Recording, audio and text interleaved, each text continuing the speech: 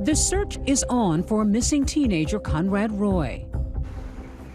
He had driven off from his mother's house in Fairhaven, Massachusetts on a Saturday evening, supposedly to visit a friend. But by Sunday morning, he still wasn't home. You could tell she was worried. And I said, well, you really need to call the authorities and see if they can start searching for her.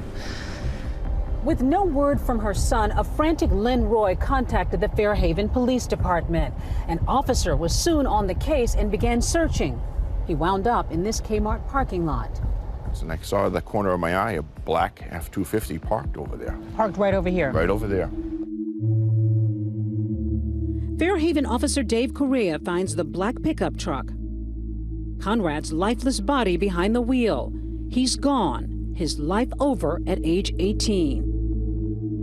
I'd seen enough people that were gone to realize just by looking at him that he was gone, that there was nothing that anybody was going to be able to do for him. In the back seat, this portable water pump, powered by a gasoline engine. Running that engine with the windows closed filled the truck with a lethal cloud of carbon monoxide gas, enough to kill anyone inside in 20 minutes flat. Deadly as a loaded gun.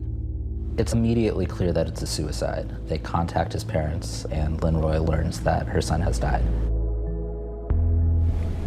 And I just grabbed my sister and hugged her as tight as I could, and she... How did you even wrap your mind around that? You can't.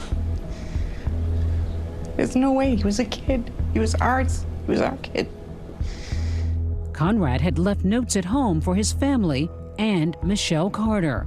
He thanks her for being there for him, for supporting him, for sticking with him as he went through all of these struggles and mental health problems. Immediately, Conrad's grieving family is comforted by a friend of his they had scarcely known existed, Michelle.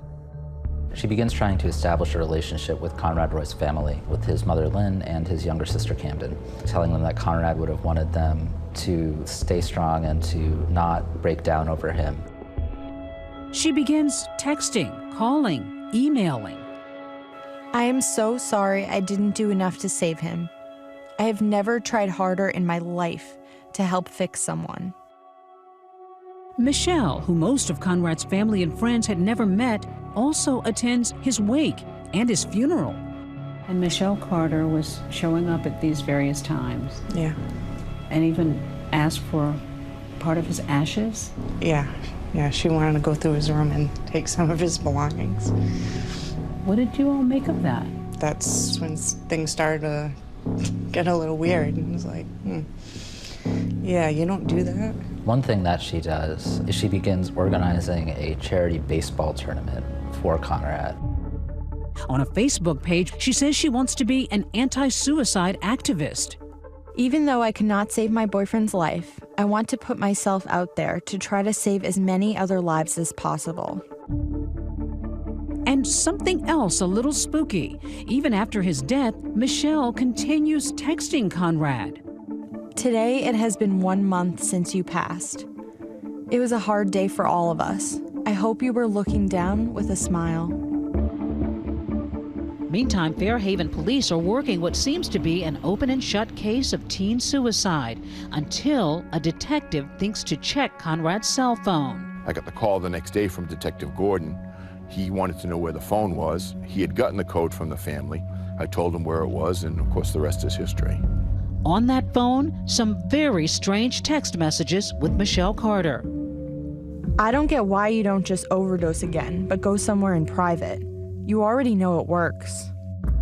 She actually begins to almost agree with him. Like, okay, so you want to kill yourself? When are you going to do it?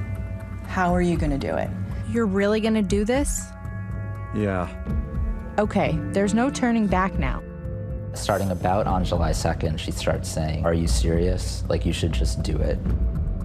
In early July, after Conrad apparently fails to go through with an overdose of sleeping pills, police say Michelle seems not relieved, but irritated.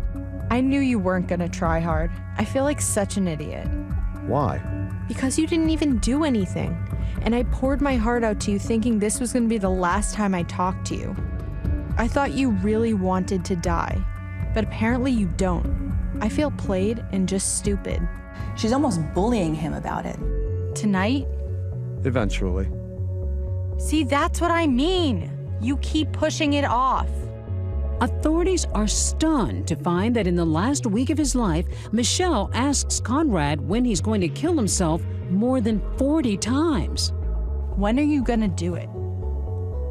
I'll let you know when. Well, is it gonna be soon? Whenever he had doubts, she diminished them. Whenever he had guilt about leaving his family, she assured him that she would comfort them. Everyone will be sad for a while, but they will get over it and move on.